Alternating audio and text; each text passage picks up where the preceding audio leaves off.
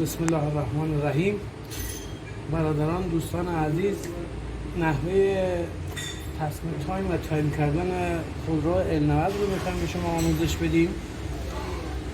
L90 داره دو تا میلسوپاپ هست، میلسوپاپ دود و هوا، که نحوه تشخیصشان به این صورت هست که میلسوپاپ روی میلسوپاپ دودش دو تا شیار هست و همچنین روی میلسوپاپ هواش دو تا شیاری که از هم فاصله شون بیشتره میلسوپاپ هوا میشه و دو تا شیاری که در واقع فاصله شون از هم کمتره میلسوپاپ عذرخواهی میکنم دو تا شیاری که فاصله شون بیشتره ما را میلسوپاپ دوده. دو تا میلسوپاپی که به حساب شیاراش به هم نزدیکترن میلسوپاپ هوا میشه. به این ترتیب تشخیص میدیم که کدوم میلسوپاپ هواست و کدوم میلسوپاپ دوده.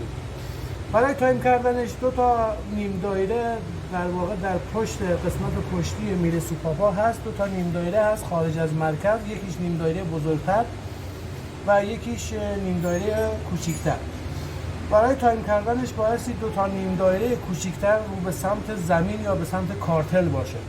به این ترتیب این در واقع نیم دایره کوچیکتر هست و این نیم دایره بزرگتر. نیم دایره بزرگتر بایستی در بالا باشه، دوتاش هم میلسوپاپ هوا هم دود. شیارهای کوچیک به سمت زمین یا به سمت کارتل بایستی باشه و به این ترتیب ابزار بایستی بخوره. این ابزار قسمت عقبش میشه. جلو در این قسمت ما روی دندانه های میلسوپاپ دو تا آرم یا لوگوی شرکت رنو رو داریم. این دو تا لوگو بایستی به سمت بالا باشه و به این صورت ابزار رو بخوره.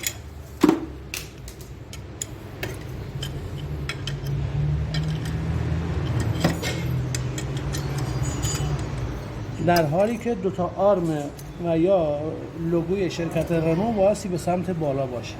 به این ترتیب ابزار جلوش هم جا میزنیم و این از میلسوپاپ‌ها که به این ترتیب تایم میشن. حالا نوبت میلنگ هست. میلنگ هم پیستون 1 یا 4 رو باز میکنیم و در نقطه مرگ بالا قرار میدیم.